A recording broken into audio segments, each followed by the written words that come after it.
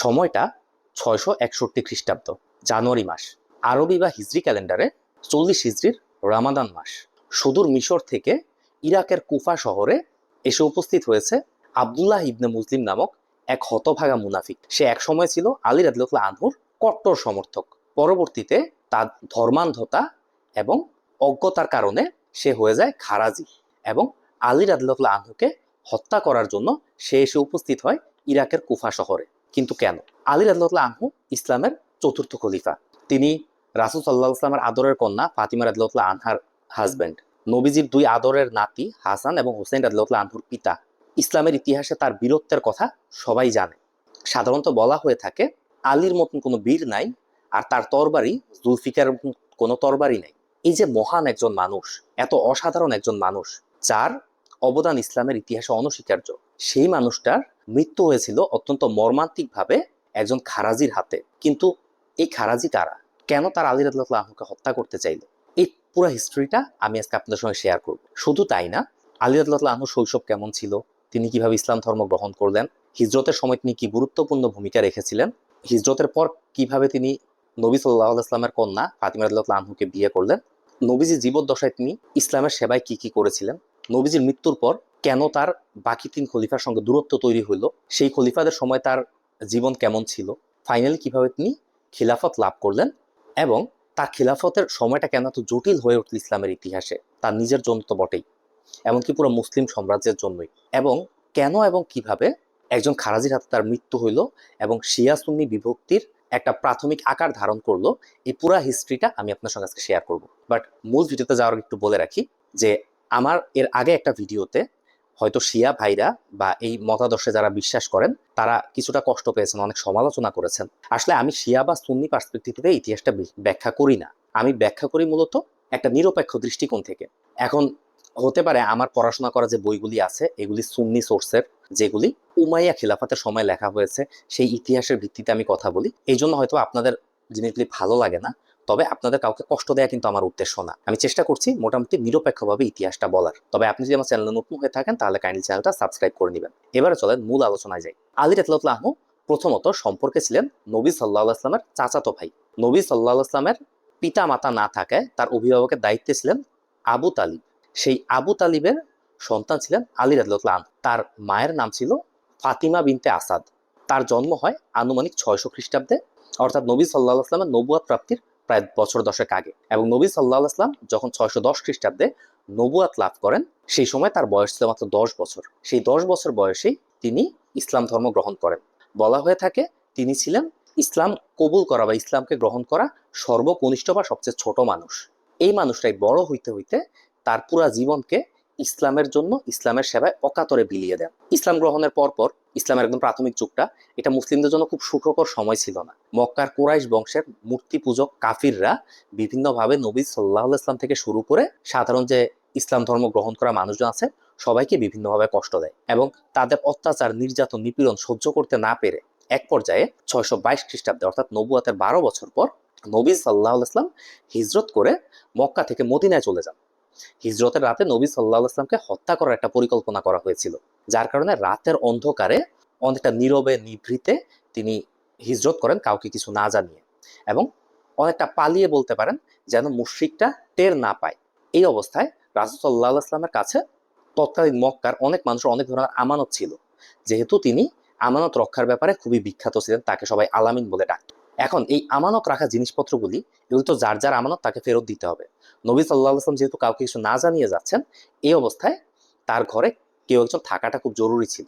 এই থাকার দায়িত্বটাই নেন আলী রাদিয়াল্লাহু আনহু। নবীজির অনুপস্থিতিতে তিনি সেখানে অবস্থান করেন অনেকটা নিজের জীবনের ঝুঁকি নিয়ে, কারণ তিনি জানতেন যে কোনোভাবে কোনো ভুলভাল সন্দেহে কিছু হইলেই রাসূল সাল্লাল্লাহু আলাইহি ওয়াসাল্লামের বদলে তাকে হত্যা করা হইতে পারে। তো রাসূল সাল্লাল্লাহু আলাইহি ওয়াসাল্লামের প্রতি এবং ইসলামের প্রতি তার বিশ্বাস এবং ভালোবাসা কতটা প্রগাঢ় এবং গভীর ছিল, তার ডেডিকেশনটা কোন লেভেলে ছিল, এটা আপনি তার মাত্র 22 বছর বয়সে কিন্তু আপনি টের পাওয়ার কথা। এবং এই ভালোবাসাটা আজীবন কন্টিনিউ ছিল। হিজরতের পর অর্থাৎ নবী সাল্লাল্লাহু আলাইহি ওয়াসাল্লাম হিজরতের কিছুদিন পর তিনি আবার মক্কা থেকে মদিনায় চলে যান। সেখানে যাওয়ার পর নবী সাল্লাল্লাহু আলাইহি ওয়াসাল্লামের কন্যা ফাতিমা রাদিয়াল্লাহু আনহার সঙ্গে 623 খ্রিস্টাব্দে তার বিয়ে হয়। বিয়ের পর তার ঘর আলো করে 2 সন্তান হয়, একজন হাসান রাদিয়াল্লাহু আনহু, অন্যজন হুসাইন রাদিয়াল্লাহু আনহু, 1 বছরের ব্যবধানে। তো মদিনার জীবনটাও একটা সংগ্রামের জীবন, একটা স্ট্রাগলের জীবনই ছিল মুসলিমদের জন্য।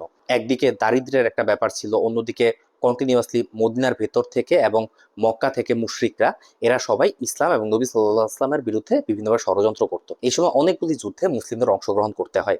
বদরের যুদ্ধ, উহুদের যুদ্ধ, তাবুকের যুদ্ধ, খন্দকের যুদ্ধ, মক্কা বিজয়, এরকম যতগুলি গুরুত্বপূর্ণ যুদ্ধ ছিল তার মধ্যে শুধুমাত্র তাবুকের যুদ্ধ বাদে বাকি সবগুলিতেই আলী রাদিয়াল্লাহু আনহু বীরত্বের সঙ্গে অংশগ্রহণ করেন। আর তাবুকের যুদ্ধে নবী সাল্লাল্লাহু আলাইহি ওয়াসাল্লাম তাকে রাষ্ট্র পরিচালনার দায়িত্ব দিয়ে মদিনায় রেখে গিয়েছিলেন। তিনি ছিলেন প্রথম এবং একমাত্র ব্যক্তি যাকে নবীজির জীবদ্দশায় রাষ্ট্র পরিচালনার দায়িত্ব দেওয়া হয়েছিল। তো এভাবে করে নবী সাল্লাল্লাহু আলাইহি ওয়াসাল্লামের জীবদ্দশায় তিনি অত্যন্ত সম্মানের সঙ্গে, বীরত্বের সঙ্গে ইসলামের সেবা করে গেছেন। এবং নবী সাল্লাল্লাহু আলাইহি ওয়াসাল্লামের জীবনের শেষ পর্যায়ে এসে 631 খ্রিস্টাব্দে বিদায় হজের ভাষণটা দিয়ে যখন নবী সাল্লাল্লাহু আলাইহি ওয়াসাল্লাম মক্কা থেকে মদিনায় ফিরতেছিলেন, সেই সময় আলী রাদিয়াল্লাহু আনহু তিনি ছিলেন ইয়েমেনে ইসলামের দাওয়াত দিতে গিয়েছিলেন। একদম বিনা রক্তপাতে ইয়েমেনের হামদানিদেরকে তিনি ইসলাম ধর্ম গ্রহণ করান। এটা একটা অসাধারণ এবং বিরল ঘটনা ছিল তৎকালীন আরবের প্রেক্ষাপটে। তো এই অভিযান শেষ করে ইয়েমেন থেকে যখন ফিরতেছিলেন, তখন মক্কা এবং মদিনার মাঝখানে গাদির খুম নামক একটা জায়গায় নবী সাল্লাল্লাহু আলাইহি ওয়াসাল্লামের সঙ্গে আলী রাদিয়াল্লাহু আনহুর দেখা হয়। এই সময় গাদির খুমে নবী সাল্লাল্লাহু আলাইহি ওয়াসাল্লাম একটা ভাষণ দেন, যেখানে আলী রাদিয়াল্লাহু আনহুকে দেখিয়ে তিনি বলেন যে আমি যার মাওলা, আলী তার মাওলা। এই হাদিসটা সুন্নি এবং শিয়া দুই সোর্সে একই রকম, এটা নিয়ে কোনো দ্বিমত নাই। বাট প্রবলেম হচ্ছে এই হাদিসটার ব্যাখ্যায়। সুন্নি হাদিস বিশারদদের মতে এটার ব্যাখ্যা হচ্ছে অনেকটা এরকম যে মাওলা শব্দের অর্থ বন্ধু। এখানে নবী সাল্লাল্লাহু আলাইহি ওয়াসাল্লাম আলী রাদিয়াল্লাহু আনহুকে সমগ্র মুসলিম উম্মার জন্য একজন বন্ধু হিসেবে নিযুক্ত করেছেন। অন্যদিকে শিয়া যে হাদিস বিশারদরা আছে বা যে আলেমরা আছে, তাদের মতে এই মাওলা শব্দের অর্থ হচ্ছে নেতা। রাসূল সাল্লাল্লাহু আলাইহি ওয়াসাল্লাম তার অনুপস্থিতিতে আলী রাদিয়াল্লাহু আনহু এবং তার বংশধরদেরকে ইসলামী বিশ্বের জন্য নেতা মনোনীত করে গেছেন। এই যে ব্যাখ্যার একটা ভুল ত্রুটি, এইটা নিয়ে পরবর্তী সময়ে এক বিশাল সমস্যা তৈরি হয়। কিভাবে, সেটা একটু ব্যাখ্যা করি। বিদায় হজের পরের বছর অর্থাৎ 632 খ্রিস্টাব্দে নবী সাল্লাল্লাহু আলাইহি ওয়াসাল্লামের ওফাত হয়। তার ওফাতের পর মদিনার মানুষজন চাচ্ছিল তাদের মধ্য থেকে কেউ একজন খিলাফার দায়িত্ব নিবে। তো মদিনার আনসাররা এক ধরনের প্ল্যান করতেছিল। এর মধ্যে এই ব্যাপারটা টের পেয়ে আবু বকর রাদিয়াল্লাহু আনহু, ওমর রাদিয়াল্লাহু আনহু, উসমান রাদিয়াল্লাহু আনহু, তালহা রাদিয়াল্লাহু আনহু, জুবাইর রাদিয়াল্লাহু আনহু, এরকম গুরুত্বপূর্ণ যে সাহাবীরা ছিলেন, তারা আবার নিজেদের মতন করে আবু বকর রাদিয়াল্লাহু আনহুর কাছে বাইয়াত গ্রহণ করে তাকে খলিফা নির্বাচিত করেন। সেই সময় আলী রাদিয়াল্লাহু আনহু, ফাতেমা রাদিয়াল্লাহু আনহা বা অন্যান্য যে পরিবারের সদস্য ছিলেন নবীজির, তারা নবী সাল্লাল্লাহু আলাইহি ওয়াসাল্লামের গোসল এবং দাফন কাফনের ব্যবস্থা করতেছিলেন। তাদের অনুপস্থিতিতে অর্থাৎ আহলে বাইতের অনুপস্থিতিতে পরবর্তী খলিফা নির্বাচিত করাটা, এটা আহলে বাইত বিশেষ করে আলী রাদিয়াল্লাহু আনহু এবং তার পরিবার খুব ভালোভাবে নেয় নাই এবং এটা নিয়ে এক ধরনের মতবিরোধ তৈরি হয়। তবে আবু বকর রাদিয়াল্লাহু আনহু, ওমর রাদিয়াল্লাহু আনহু, ওনারা খুব গুরুত্বপূর্ণ মানুষ ছিলেন। তাদের অনুরোধে এক পর্যায়ে বাধ্য হয়ে বা বলতে পারেন মুসলিম বিশ্বের বৃহত্তর একতার স্বার্থে আলী রাদিয়াল্লাহু আনহু এই আবু বকর রাদিয়াল্লাহু আনহুর খিলাফতকে মেনে নেন। কিন্তু আলী রাদিয়াল্লাহু আনহুর যে সমর্থক বা অনুসারীরা ছিলেন, তারা এই ব্যাপারটা মানতে পারছিলেন না। আর আলী রাদিয়াল্লাহু আনহু হয়তো উম্মার স্বার্থে স্যাক্রিফাইসটা করেছেন, বাট মনের দিক থেকে তিনিও খুশি হন নাই। যার ফলে পরবর্তীতে যে খলিফারা নির্বাচিত হন, অর্থাৎ আবু বকর রাদিয়াল্লাহু আনহু, ওমর রাদিয়াল্লাহু আনহু এবং ওসমান রাদিয়াল্লাহু আনহু, এই তিন খলিফার আমলেই তিনি অনেকটা অবসর জীবন যাপন করেন। হয়তো গুরুত্বপূর্ণ কোনো কাজে তাকে ডাকা হলে তিনি পরামর্শ দিতেন, কিন্তু সরাসরি যুদ্ধে যাওয়া বা রাষ্ট্র পরিচালনার কাজ থেকে তিনি নিজেকে দূরে সরায় রাখেন। তো এইভাবে করে ওসমান রাদিয়াল্লাহু আনহুর একটা ভয়ঙ্কর, বীভৎস এবং মর্মান্তিক মৃত্যু হয়। এটা লাস্ট ভিডিওতে আমি আলোচনা করেছি, আপনারা যারা দেখেন নাই তারা এটা দেখে নিতে পারেন। ওসমান রাদিয়াল্লাহু আনহুর মৃত্যুর পর খেলাফতের দাবিদার হিসেবে আলী রাদিয়াল্লাহু আনহুই একমাত্র ব্যক্তি হয়ে যায়। তার খিলাফতের পেছনে আর কোনো বাধা থাকে না, এটা সত্যি কথা। কিন্তু এই যে ওসমান রাদিয়াল্লাহু আনহুর একটা মর্মান্তিক মৃত্যু, একদল মব এসে কয়েক হাজার মানুষ মিলে তার বাসা বাড়ি আক্রমণ করে তাকে মেরে ফেললো, এই মুহূর্তে যদি আলী রাদিয়াল্লাহু আনহু ক্ষমতা গ্রহণ করেন, তাহলে এটা একটা বিতর্কিত ব্যাপার হবে। এই চিন্তা থেকে প্রথমে তিনি তার নিজের বাসা ছেড়ে, তার একটা বাগান বাড়ি ছিল সেখানে একটা পালায়ে যান। বাট বিদ্রোহীরা আলী রাদিয়াল্লাহু আনহুকে সেখানে গিয়ে খুঁজে বের করে এবং বাধ্য করে তাকে খিলাফা গ্রহণ করতে। তিনি অনেকটা নিজের অনিচ্ছাতেও দেখলেন যে এখানে যদি উনি খিলাফা গ্রহণ না করেন, তাহলে বিদ্রোহীদের মধ্যে যে পরিমাণ ভাগ দলাদলি তৈরি হয়েছে, অন্য কেউ যদি খলিফার দায়িত্ব নেয়, এই ব্যাপারে মতভেদ আরো বাড়তে থাকবে। এই চিন্তা থেকে ফাইনালি তিনি খিলাফার দায়িত্ব গ্রহণ করলেন। এবং সেই সময়ে গুরুত্বপূর্ণ দুইজন সাহাবী ছিলেন, একজন ছিলেন তালহা রাদিয়াল্লাহু আনহু, অন্যজন জুবাইর রাদিয়াল্লাহু আনহু। এই দুইজন নবীজির খুব ক্লোজ ছিলেন এবং তাদের পরামর্শ খুব গুরুত্বের সঙ্গে বিবেচনা করা হয়। এই দুইজন যদি আলী রাদিয়াল্লাহু আনহুর বাইয়াত গ্রহণ করে, তাহলে আর কোনো বাধা থাকে না। এবং তারা যদি ওসমান রাদিয়াল্লাহু আনহুর এই যে মৃত্যুকে কেন্দ্র করে খুব ক্ষুব্ধ ছিলেন, তারপরেও তারা বিবেচনা করে দেখলেন যে আলী রাদিয়াল্লাহু আনহু এই মুহূর্তে সবচেয়ে যোগ্য ক্যান্ডিডেট এবং তাকে খলিফা নির্বাচিত করাটাই বুদ্ধিমানের কাজ, তাই তারা তার কাছে বাইয়াত গ্রহণ করলেন। সুতরাং পুরো মুসলিম উম্মাহ একত্রিতভাবেই আলী রাদিয়াল্লাহু আনহুর বাইয়াত গ্রহণ করলো। এখন তো তার ক্ষমতা, রাষ্ট্র পরিচালনা, এটা নিয়ে কোনো সমস্যা হওয়ার কথা না, কিন্তু সমস্যা হয় একটা জায়গা থেকে, সেটা হচ্ছে সিরিয়ার গভর্নর মুয়াবিয়া রাদিয়াল্লাহু আনহুর পক্ষ থেকে। মুয়াবিয়া রাদিয়াল্লাহু আনহু একজন সাহাবী ছিলেন, সম্মানিত মানুষ, এবং তিনি ওসমান রাদিয়াল্লাহু আনহুর কাজিন। এখন তিনি বললেন যে ওসমান রাদিয়াল্লাহু আনহুর হত্যাকাণ্ডের বিচার না হওয়া পর্যন্ত তিনি আলী রাদিয়াল্লাহু আনহুর প্রতি আনুগত্য বা বাইয়াত গ্রহণ করবেন না। এই জায়গাটায় সুন্নি এবং শিয়া সোর্সে দুই ধরনের ব্যাখ্যা আছে। সুন্নিরা বলে যে এটা যেহেতু তার আত্মীয় ছিল, আত্মীয়র হত্যাকাণ্ড, এরকম একটা মর্মান্তিক মৃত্যু, এই শোক থেকে তিনি এই প্রস্তাবটা দেন। আর শিয়াদের ব্যাখ্যা মতে এখানে আসলে ওসমান রাদিয়াল্লাহু আনহুর বিচার চাওয়ার চেয়েও সে নিজে খিলাফা গ্রহণ করবে এক ধরনের স্বার্থান্বেষী চিন্তা থেকে সেই কাজটা করেছে। এখন তিনি কোন উদ্দেশ্যে কাজটা করেছেন আল্লাহ তাআলা ভালো জানেন, আমি এখানে এটা বিচার করার কেউ না। বাট যেহেতু উনি একজন সাহাবী ছিলেন, তার নামে শেষে রাদিয়াল্লাহু আনহু বলা হয়, তাই আমি ওনাকে সম্মান করি কথাগুলো বলতেছি। তো মুয়াবিয়া রাদিয়াল্লাহু আনহু তিনি বললেন যে যদি আলী রাদিয়াল্লাহু আনহুর ওসমান রাদিয়াল্লাহু আনহুর হত্যার বিচারটা সঠিকভাবে করে, তাহলে সিরিয়ানদের মধ্যে যত মানুষ আছে তাদের মধ্যে সবার আগে তিনি আনুগত্য প্রকাশ করবেন। এখন আলী রাদিয়াল্লাহু আনহু এই ঘটনার বিচার করতে পারতেছেন না, কারণ ওসমান রাদিয়াল্লাহু আনহুর হত্যাকাণ্ডের সঙ্গে জড়িত কয়েক হাজার মানুষ। ইরাক থেকে এসেছে 1000, বসরা থেকে, কুফা থেকে, মিশর থেকে 1000 করে। এছাড়াও মক্কা এবং মদিনার অনেক মানুষও এই বিদ্রোহে অংশগ্রহণ করে। এখন এই হাজার হাজার মানুষ, এরাই আবার হচ্ছে আলী রাদিয়াল্লাহু আনহুকে ধরে বেঁধে এনে খিলাফতের দায়িত্ব দিয়েছে। সব মিলায়ে এদের এই কয়েক হাজার মানুষকে আপনি কিভাবে বিচার করবেন? আলী রাদিয়াল্লাহু আনহু চাচ্ছিলেন যে আগে তিনি রাজ্যের শৃঙ্খলা ফিরিয়ে আনেন, কারণ ওসমান রাদিয়াল্লাহু আনহুর হত্যাকাণ্ডের মধ্য দিয়ে এক ধরনের বিদ্রোহ এবং ভয়ঙ্কর অরাজকতা তৈরি হয়েছে রাজ্য জুড়ে। তো ওসমান রাদিয়াল্লাহু আনহু চাচ্ছিলেন যে এই পুরো ঘটনাটা ঠিকঠাক হোক, রাজ্যে একটা শান্তি ফিরে আসুক, পরবর্তীতে তিনি একটা প্রপার তদন্তের মাধ্যমে যারা সত্যিকার অর্থে দোষী তাদেরকে শাস্তি দিবেন। কিন্তু মুয়াবিয়া রাদিয়াল্লাহু আনহু তার কথায় অনড়। ওসমান রাদিয়াল্লাহু আনহুর হত্যার বিচার না হওয়া পর্যন্ত তিনি বাইয়াত গ্রহণ করবেন না। এক পর্যায়ে, অর্থাৎ এই যে ওসমান রাদিয়াল্লাহু আনহুর হত্যাকাণ্ডের ঘটনা ঘটলো 656 খ্রিস্টাব্দে, তার কিছুদিন পরেই আলী রাদিয়াল্লাহু আনহু সিদ্ধান্ত নেন যে মুয়াবিয়া রাদিয়াল্লাহু আনহুর বিরুদ্ধে একটা অভিযান পরিচালনা করবেন সিরিয়াতে, সে যদি আনুগত্য প্রকাশ না করে। এই সময় হাসান রাদিয়াল্লাহু আনহু তার বাবাকে বাধা দেন, বলেন যে এক মুসলিম আরেক মুসলিমের বিরুদ্ধে যুদ্ধ করতে পারে না, দয়া করে বাবা আপনি কাজটা করবেন না। তখন আলী রাদিয়াল্লাহু আনহু বলেন যে উম্মাকে তো আমি দুই ভাগে ভাগ হয়ে যেতে দিতে পারি না, একটা খেলাফতের অংশ থাকবে আমার হাতে, আরেকটা থাকবে মুয়াবিয়ার হাতে, সিরিয়ান, বিশেষ করে সিরিয়ান অংশটা। এবং এটা কিন্তু বিশাল এলাকা। সিরিয়া বলতে আমি বুঝাচ্ছি তৎকালীন Syria, Jordan, Lebanon, Jerusalem, Azerbaijan, এরকম বিশাল একটা অংশ। তো এত বড় একটা অংশ বিচ্ছিন্নভাবে ইসলামিক খিলাফা থেকে বিচ্ছিন্ন হয়ে যাবে, এটা আলী রাদিয়াল্লাহু আনহু পছন্দ করেন নাই। যার কারণে অনিচ্ছা সত্ত্বেও তিনি সিদ্ধান্ত নেন যে মুয়াবিয়া রাদিয়াল্লাহু আনহুর বিরুদ্ধে তিনি একটা অভিযান বা যুদ্ধ পরিচালনা করবেন। এই যুদ্ধ পরিচালনা করার জন্য তিনি দেখলেন যে মদিনায় মানুষ অনেক ভাগে বিভক্ত হয়ে গেছে। কেউ ওসমান রাদিয়াল্লাহু আনহু বা মুয়াবিয়া রাদিয়াল্লাহু আনহুর পক্ষে, কেউ আলী রাদিয়াল্লাহু আনহুর পক্ষে, কেউ আবার বিক্ষিপ্তভাবে অন্যান্য অনেকের পক্ষ হয়ে যুদ্ধ করার কথা চিন্তা করতেছে। এই অবস্থায় প্রফেশনালি ট্রেন্ড সৈনিক জোগাড় করা এটা তার জন্য একটু ডিফিকাল্ট ছিল। যার ফলে তিনি সিদ্ধান্ত নেন প্রথমে ইরাকের বসরাতে যাবেন। সেইখানে অনেক মুসলিম সেনারা আছে যারা সিরিয়ায় যুদ্ধ পরিচালনা করতে পারবে। তাদের জনমত গঠন এবং তাদেরকে যুদ্ধে রাজি করানোর জন্য তিনি সেই দিকে যান। এইদিকে ওসমান রাদিয়াল্লাহু আনহুর হত্যাকাণ্ডের পরপর তালহা রাদিয়াল্লাহু আনহু এবং জুবাইর রাদিয়াল্লাহু আনহু তারা মদিনা ছেড়ে মক্কায় চলে যান, কারণ এত বিভৎস এবং ভয়ঙ্কর পরিস্থিতি হবে এটা তারা কল্পনা করেন নাই। বিশেষ করে আলী রাদিয়াল্লাহু আনহুর উপর তারা বিরক্ত ছিলেন যে আলী রাদিয়াল্লাহু আনহু দেখা গেল যে বিদ্রোহীদের তার চারপাশে রাখতেছেন, বিদ্রোহীদের কারণে তিনি তার সঠিক সিদ্ধান্ত নিতে পারতেছেন না। এই অবস্থায় তারা অনেকটা বিরক্ত হয়ে মক্কায় চলে যান। তাদের সঙ্গে আবার যুক্ত হন আয়েশা রাদিয়াল্লাহু আনহা, তিনিও ওসমান রাদিয়াল্লাহু আনহুর হত্যার বিচার চাইতেন। তারা মনে করতেছিলেন যে আলী রাদিয়াল্লাহু আনহু যদি এভাবে বিদ্রোহীদেরকে প্রশ্রয় দিতে থাকে এবং তাদের সঠিক বিচার না করে, তাহলে ওসমান রাদিয়াল্লাহু আনহুর এই হত্যাকাণ্ডের বিচারটা কিন্তু ঝুলে থাকবে এবং সঠিক ন্যায় বিচারটা পাওয়া যাবে না। সো তারা চিন্তা করতেছিলেন যে একটা বিপুল জনমত নিয়ে, কারণ মদিনা তখন অনেক মানুষ অনেক ভাগে বিভক্ত হয়ে গেছে এবং বিদ্রোহীরা বিভিন্নভাবে বিভিন্ন জায়গা দখল করে রাখতেছে। সো আলী রাদিয়াল্লাহু আনহু পর্যন্ত তারা পৌঁছায় তারা একটা জোর দাবি জানাবেন, এটা পারতেছিলেন না। তারাও চিন্তা করলেন যে তারা বসরাতে যাবেন, বসরাতে গিয়ে সেখান থেকে বিপুল সংখ্যক মুসলিম জনতাকে নিয়ে আসবেন, আলী রাদিয়াল্লাহু আনহুর উপর চাপ প্রয়োগ করবেন যেন তিনি এই বিচারটা সঠিকভাবে করেন। তারাও বসরায় যাচ্ছিলেন, আলী রাদিয়াল্লাহু আনহু বসরার দিকে যাচ্ছিলেন। এই অবস্থায় তাদের মধ্যে একটা ভুল বুঝাবুঝি তৈরি হয়। তারা ধরেই নেন যে একজনের বিরুদ্ধে আরেকজন যুদ্ধ করতে আসছে, এবং এই ভুল বুঝাবুঝি থেকে ইসলামের প্রথম যুদ্ধ গৃহযুদ্ধ হয়, যেটাকে প্রথম ফিতনা বলা হয়। এবং এই যুদ্ধটার আরেকটা নাম হচ্ছে জাঙ্গে জামাল বা উটের যুদ্ধ। কারণ আয়েশা রাদিয়াল্লাহু আনহা উটের পিঠে একটা তাঁবুর ভেতরে চড়ে তিনি এই যুদ্ধে নেতৃত্ব দিচ্ছিলেন।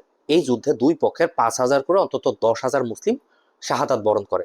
খুবই ভয়ঙ্কর রক্তাক্ত এক যুদ্ধ। যদিও এই দুইজনের মধ্যে সরাসরি কোনো বিরোধ ছিল না। এমন না যে আলী রাদিয়াল্লাহু আনহু ওসমান রাদিয়াল্লাহু আনহুর হত্যার বিচার চান নাই, এরকম না, উনি জাস্ট পরিস্থিতির শিকার হচ্ছিলেন। আবার আয়েশা রাদিয়াল্লাহু আনহু কিন্তু আলী রাদিয়াল্লাহু আনহুর বিরুদ্ধে যুদ্ধ করতে যান নাই, উনি এখানে জনমত গঠন করতে গেছিলেন। কিন্তু একটা বিভৎস যুদ্ধে এটা রূপ নেয়। এই যুদ্ধের প্রেক্ষাপটে তালহা রাদিয়াল্লাহু আনহু, জুবাইর রাদিয়াল্লাহু আনহু তারা শহীদ হন। বিভৎস এবং ভয়ঙ্কর যুদ্ধ। এবং এই যুদ্ধের পর আরেকটা গুরুত্বপূর্ণ ঘটনা ঘটে, এবং এইটাকে প্রাথমিকভাবে ভালো ডিসিশন মনে হইলেও বলা হয়ে থাকে যে আলী রাদিয়াল্লাহু আনহুর এই ডিসিশনটার কারণে পরবর্তীতে অনেক বড় কিছু সমস্যা হয়, এবং আহলে বাইতের একটা করুণ পরিণতি হয় এই ডিসিশনটার কারণে। আর সেটা হচ্ছে শাসন ব্যবস্থাকে বা রাজধানীকে মদিনা থেকে সরিয়ে ইরাকের কুফায় নিয়ে যাওয়া। এখন আলী রাদিয়াল্লাহু আনহুকে দোষও দেওয়া যাচ্ছে না, কারণ মদিনায় তখন বিদ্রোহীরা ঘিরে ফেলছে। একদিকে বিদ্রোহীরা, আরেকদিকে ওসমান রাদিয়াল্লাহু আনহুর আত্মীয় স্বজন উমাইয়ারা। একটা গৃহযুদ্ধ পরিস্থিতি তখন মদিনাতে। ওইখান থেকে সুস্থ স্বাভাবিকভাবে যুদ্ধ পরিচালনা করাটা ছিল প্রায় অসম্ভব। আবার রাজ্য পরিচালনা করাটাও আসলে সহজ ছিল না। সবকিছু মিলায়ে আলী রাদিয়াল্লাহু আনহু তার রাজধানী সরায় নিয়ে চলে গেলেন কুফাতে। কুফা থেকে তিনি রাজ্য পরিচালনা করতেন। ফাইনালি এই জাঙ্গে জামাল বা ব্যাটেল অফ ক্যামেলের পরের বছর 657 খ্রিস্টাব্দে বর্তমান সিরিয়ার উত্তরাঞ্চলে ইউফ্রেটিস নদীর তীরে সিফিন নামক একটা জায়গায় আলী রাদিয়াল্লাহু আনহু এবং মুয়াবিয়া রাদিয়াল্লাহু আনহুর দুই দলের সেনাবাহিনীর একত্রিত হয়, একটা যুদ্ধ পরিস্থিতি তৈরি হয়। এর মধ্যে প্রথমে কেউ যুদ্ধ চায় নাই, দুই পক্ষের মধ্যে পত্র চালাচালি চলতে থাকে, এবং আলী রাদিয়াল্লাহু আনহু মুয়াবিয়া রাদিয়াল্লাহু আনহুকে বুঝাইতে থাকেন যে তিনি আহলে বায়েত এবং তিনি খিলাফতে সবচেয়ে যোগ্য উত্তরসূরি। আবার মুয়াবিয়া রাদিয়াল্লাহু আনহু বলেন যে তোমার খেলাফত মেনে নিতে তো আমার আপত্তি নাই, কিন্তু আমার তো ওসমান হত্যার বিচার লাগবে। আলী রাদিয়াল্লাহু আনহু আবার যুক্তি দেন যে ওসমান রাদিয়াল্লাহু আনহুর হত্যার বিচার কাণ্ড আমি অবশ্যই করব, বাট তার আগে আমাকে একটু স্থির হইতে দাও, আমার রাজত্বকে বা খিলাফতকে গুছাইয়া নিতে দাও। কিন্তু মুয়াবিয়া রাদিয়াল্লাহু আনহু তার কথায় অনড়, তিনি কোনোভাবেই এই দাবি ছাড়বেন না। এইভাবে করে পত্র চাওয়াচলির এক পর্যায়ে যখন সবকিছু ব্যর্থ হয়, তখন দুই পক্ষের মধ্যে যুদ্ধ চলতে থাকে। যুদ্ধের প্রথম দিকে আলী রাদিয়াল্লাহু আনহু কিন্তু ভালো অবস্থায় ছিলেন, এবং এক পর্যায়ে মনে হচ্ছিল তিনি জিতে যাবেন। এই অবস্থায় মুয়াবিয়া রাদিয়াল্লাহু আনহুর সেনাবাহিনী তাদের তীরের মধ্যে আল্লাহ তাআলার কোরআনের আয়াত লিখে সেই দিকে আলী রাদিয়াল্লাহু আনহুর সৈনিকদেরকে আহ্বান করে। এটা একটা চালাকি, একটা ধূর্ততা। কিন্তু এই ফাঁদে এই আলী রাদিয়াল্লাহু আনহুর সেনাবাহিনীর বিভিন্ন সদস্যরা পড়ে যায়, এবং তারা যুদ্ধ করা থামায় দেয়। তারা মুয়াবিয়া রাদিয়াল্লাহু আনহুর দলে কেউ কেউ যোগদান করে। তো সবকিছু মিলায় আলী রাদিয়াল্লাহু আনহু একদম হতোদ্যম হয়ে যান, এবং এই ধরনের একটা ঘটনা ঘটতে পারে এটা তিনি চিন্তা করেন নাই। এর মধ্যে আলী রাদিয়াল্লাহু আনহুর পক্ষ থেকে প্রস্তাব করা হয় যে দেখো, এখানে অনেক মুসলিমরা মারা যাচ্ছে এই যুদ্ধের কারণে, যেহেতু সমস্যা আমার আর মুয়াবিয়ার, আসো আমি আর মুয়াবিয়া মিলে দুইজন তরবারি হাতে যুদ্ধ করি, একজনের সঙ্গে আরেকজন দ্বন্দ্ব যুদ্ধের মতন। এখানে অন্য মুসলিমদেরকে জড়ানোর কোনো প্রয়োজন নেই, যে জিতবে সে ইসলামিক খেলাফার দায়িত্ব গ্রহণ করবে। মুয়াবিয়া রাদিয়াল্লাহু আনহু প্রশাসনিক কাজে খুবই দক্ষ, তার শাসন ব্যবস্থা নিয়ে কোনো সন্দেহ ছিল না, ইভেন তৎকালীন মুসলিমদের মধ্যেও না। কিন্তু তিনি যোদ্ধা টাইপের মানুষ ছিলেন না, তিনি জানতেন আলী রাদিয়াল্লাহু আনহু একজন বীরের সঙ্গে যুদ্ধ করে তিনি পারবেন না, তাই তিনি ওই চিন্তা বাদ দেন। যুদ্ধ চলতে থাকে। এক পর্যায়ে গিয়ে দুই পক্ষ একটা বিষয়ে একমত হয় যে এইভাবে তো আসলে মুসলিমদের প্রাণহানির কোনো মানে হয় না, তার চেয়ে বরং আমরা দুই পক্ষ থেকে দুজন কাজী নিযুক্ত করি, এরা দুজন মিলে যে সিদ্ধান্ত নিবে আলোচনার মাধ্যমে সেটাই আমরা মেনে নিই। আলী রাদিয়াল্লাহু আনহুর পক্ষ থেকে কাজী নিযুক্ত করা হয় আবু মুসা রাদিয়াল্লাহু আনহুকে। অন্যদিকে মুয়াবিয়া রাদিয়াল্লাহু আনহুর পক্ষ থেকে কাজী নিযুক্ত করা হয় আমর ইবনে আস রাদিয়াল্লাহু আনহুকে। দুইজন মিলে বেশ দফায় দফায় বৈঠক করেন। বৈঠক করে ফাইনালি তারা একটা সিদ্ধান্তে আসেন যে এই মুহূর্তে দুইজনের খিলাফাতি উম্মার জন্য ভয়ঙ্কর, উম্মার বৃহত্তর ক্ষতি হইতে পারে। এই জন্য তাদের দুজনেরই এই খিলাফাতের পথ ছেড়ে দেওয়া উচিত, এবং যে শুরা বোর্ড ছিল তৎকালীন, যারা সবাই মিলে খিলাফা নির্বাচন করত, তাদের মাধ্যমে অন্য একজন, তৃতীয় কেউ একজন খলিফা নির্বাচিত হবে অন্তত কিছুদিনের জন্য, যেন পুরো পরিস্থিতিটা শান্ত হয়।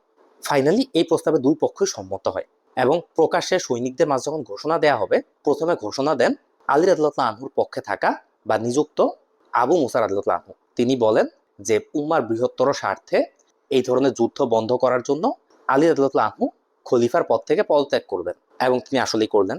এরপরে সিমিলার একটা ঘোষণা যে উম্মার বৃহত্তর স্বার্থে মুয়াবিয়া রাদিয়াল্লাহু আনহু ক্ষমতা ত্যাগ করলেন বা খিলাফত ত্যাগ করলেন, এইটা মুয়াবিয়া রাদিয়াল্লাহু আনহুর পক্ষ থেকে ঘোষণা দিবেন আমর ইবনে আস রাদিয়াল্লাহু আনহু, কিন্তু তিনি সেটা করলেন না। তিনি এক ধরনের বিট্রে করলেন এবং তিনি বললেন যে যেহেতু আলী রাদিয়াল্লাহু আনহু খিলাফতের দাবি ত্যাগ করেছেন, মুসলিম বিশ্ব একটা সংকটের মধ্যে আছে, এই অবস্থায় মুয়াবিয়া রাদিয়াল্লাহু আনহুরই খলিফা হওয়া উচিত, আজ থেকে আমরা তাকে খলিফা মেনে নিলাম। এই ঘটনার পর আলী রাদিয়াল্লাহু আনহুর পক্ষের অনেক মানুষজন তখন মুয়াবিয়া রাদিয়াল্লাহু আনহুর পক্ষে চলে যায়। আবার অনেকে মুয়াবিয়া রাদিয়াল্লাহু আনহুর পক্ষে না গেলেও এই যে আলী রাদিয়াল্লাহু আনহু তার অবস্থান দুর্বল করে ফেলেন, এই জন্য তার দল ত্যাগ করে।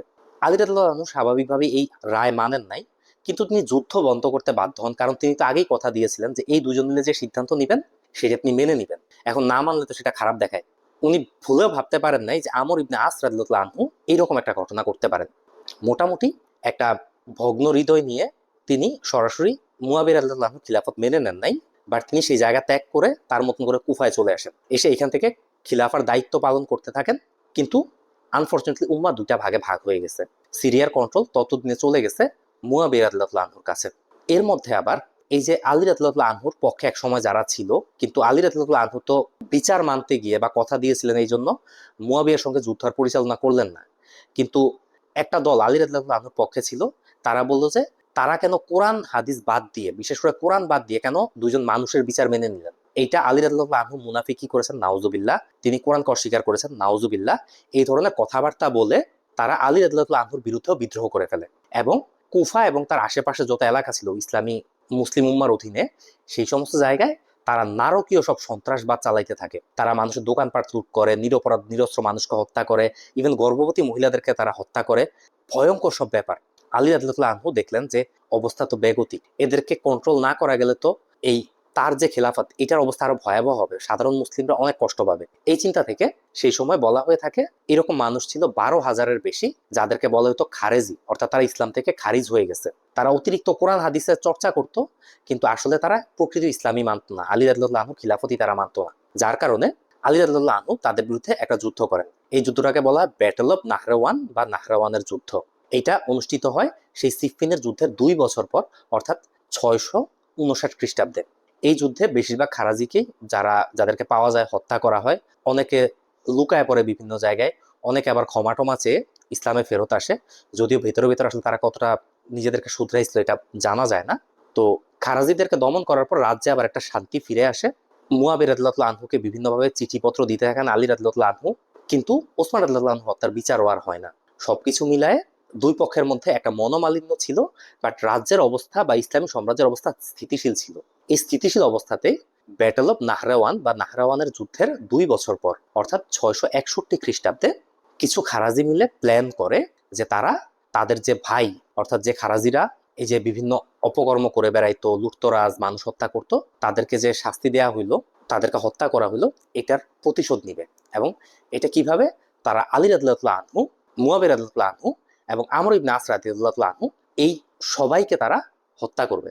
এর মধ্যে আবার ইসলামী বিশ্বে আরেকটা বড় ক্রাইসিস দেখা দেয়, সেটা হচ্ছে আমর ইবনে আস রাদিয়াল্লাহু আনহু, যিনি মুয়াবিয়ার পক্ষে একটা ভয়ঙ্কর কাজ করলেন তাকে খলিফা মনোনীত করার মাধ্যমে, তিনি আবার মুয়াবিয়া রাদিয়াল্লাহু আনহুর সহযোগিতা নিয়ে মিশর দখল করে ফেলেন। তার মানে খিলাফা এখন আবার 3 ভাগে ভাগ হয়েছে, একদিকে কুফা কেন্দ্রিক আলী রাদিয়াল্লাহু আনহু, আরেকদিকে মিশর কেন্দ্রিক আমর ইবনে আস রাদিয়াল্লাহু আনহু, এবং ওইদিকে সিরিয়াতে হচ্ছে মুয়াবিয়া রাদিয়াল্লাহু আনহু। একটা ভয়ঙ্কর ক্রাইসিসও বলতে পারেন, বাট পরিস্থিতি শান্ত। বাট এই যে খারাজিরা, আলী রাদিয়াল্লাহু আনহু ভাবতেন যে তার যদি কোনোদিন কোনো সমস্যায় পড়তে হয়, সেই বিপদটা হয়তো বা মুয়াবিয়া রাদিয়াল্লাহু আনহুর মাধ্যমে আসবে বা আমর ইবনে আস রাদিয়াল্লাহু আনহুর মাধ্যমে আসতে পারে। কিন্তু তিনি ভুলেও ভাবেন নাই যে খারাজিদেরকে তিনি অলরেডি যুদ্ধে পরাজিত করে ফেললেন, শাস্তির যাদের পাওনা তাদের শাস্তি দিলেন, অন্যকে তওবা করে তার দলে আসলো, তাদের মধ্য থেকে তার কাছে আক্রমণ হইতে পারে, এটা তিনি ভাবেন নাই। তো এই খারাজিদের মধ্যে একজন আব্দুল্লাহ ইবনে মুসলিম, তিনি মিশরের মানুষ, এই জন্য তাকে আল মিশরীয় বলা হয়। তিনি এবং তার কয়েকজন সাঙ্গপাঙ্গ মিলে একটা প্ল্যান করলেন আলী রাদিয়াল্লাহু আনহুকে হত্যা করবেন। এই জন্য তিনি 1000 দিরহাম দিয়ে একটা তরবারি কিনলেন। তারপর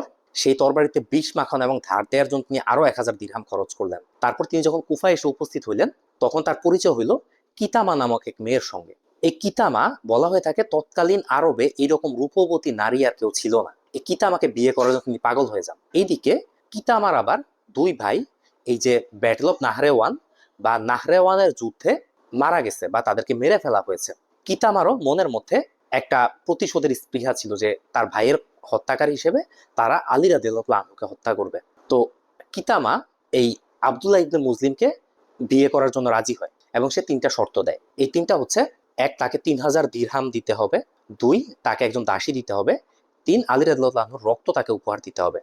প্রথম দুইটা অর্থাৎ 3000 দিরহাম এবং দাসী এটা ইবনে মুসলিম বিয়ের আগে পরিশোধ করে দেয়। আর বিয়ের পরের দিন বাসরাত সম্পন্ন করার পর সে তার তরবারি হাতে তার আরো দুইজন সাঙ্গপাঙ্গ নিয়ে বের হয় এবং উপস্থিত হয় তৎকালীন যে কুফার সেন্ট্রাল মস্ক বা সবচেয়ে বড় যে মসজিদ ছিল সেই মসজিদের কাছে ফজরের নামাজের সময়। আলী রাদিয়াল্লাহু আনহু তিনি কিন্তু অনেক বেশি সৈন্য সামন্ত নিয়ে বডিগার্ড নিয়ে চলাফেরা করতেন এমন মানুষ ছিলেন না। তিনি অত্যন্ত সাধারণ জীবন যাপন করতেন, সাধারণ মুসলিমের মতন জীবন যাপন করতেন, যদিও তিনি ইসলামী বিশ্বের খলিফা ছিলেন। তিনি আবার নামাজ পড়তে যখন আসতেন ফজরের সময় তিনি তখন নামাজ নামাজ বলে আশেপাশে মানুষজনকে ডাকতেন। এইভাবে তিনি আসতেছিলেন।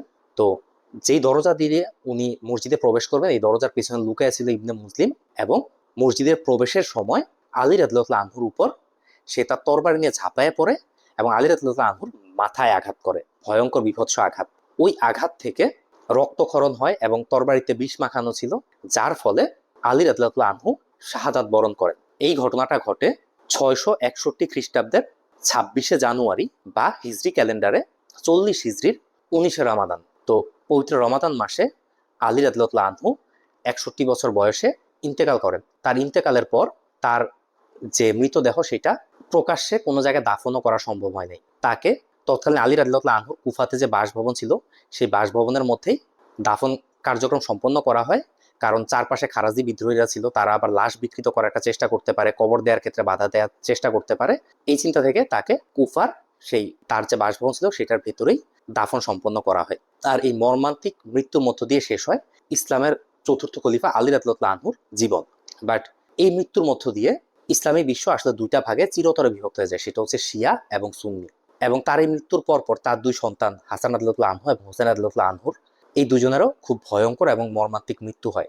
তাদের মৃত্যুটা নিয়ে আমি পরের ভিডিওতে আপনাদের সঙ্গে বিস্তারিত কথা বলবো, অনেক অজানা ইতিহাস আপনারা সেই ভিডিওতেও জানতে পারবেন। তো আজকে এই পর্যন্ত আলী রাদিয়াল্লাহু আনহুর মৃত্যুর ঘটনা।